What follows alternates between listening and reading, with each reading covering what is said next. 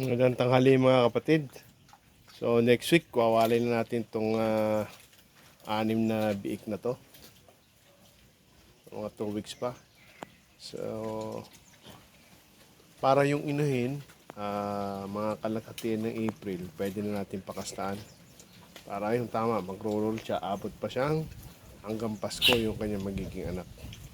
So yung 6 na to malulusog.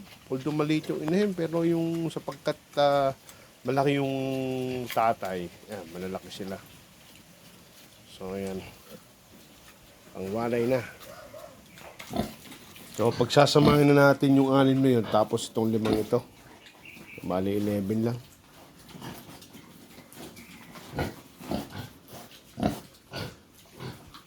So ito sasabay na natin. Sana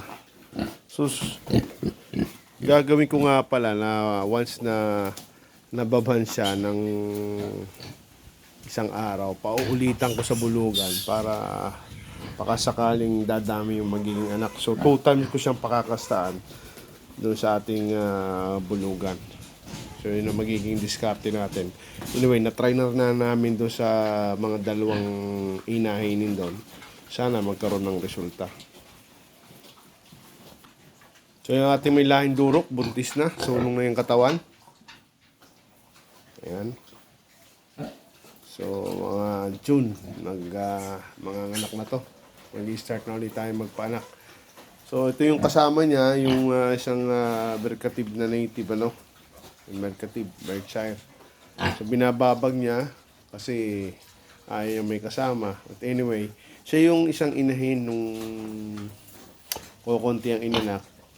So hiniwalay ko na this morning para magsabay-sabay na yung 3 na inahin na pakakastaan ko sa mga kalahatian ng buwan. So parang iwinalay na natin ng maaga.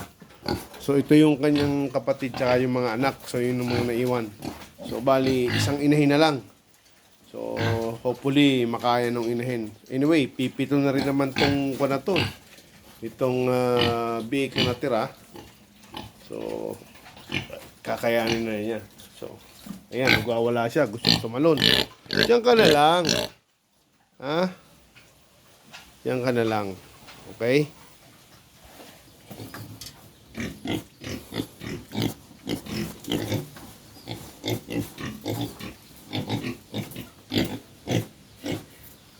So, may 3 pong available dito na lilitsuni na for sale.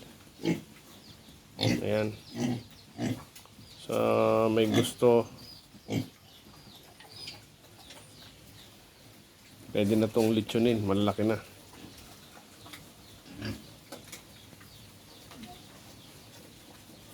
Then itong isang ito, although gumanda na siya, pero siya yung ating kakatayin sa bagong birthday ng airpod ko.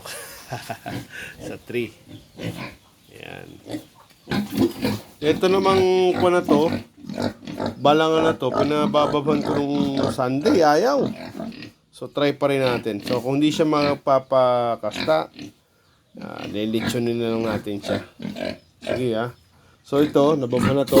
Ito, yun, nakadalawang babayan. Tsaka ito, nakadalawa sila, yung itim. Hopefully, marami anak. Ito yung ating mga bagong walay. Ayan, 6.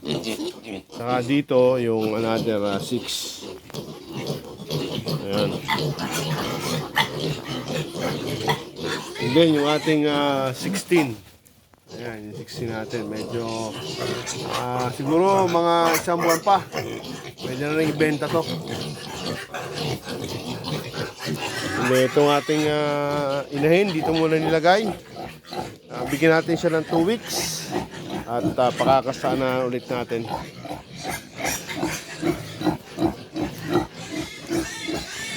Ito yung mga buntis. So may 5 tayong buntis dito sa loob.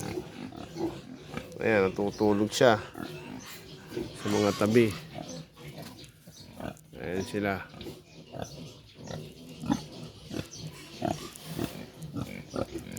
Magandang hapon po.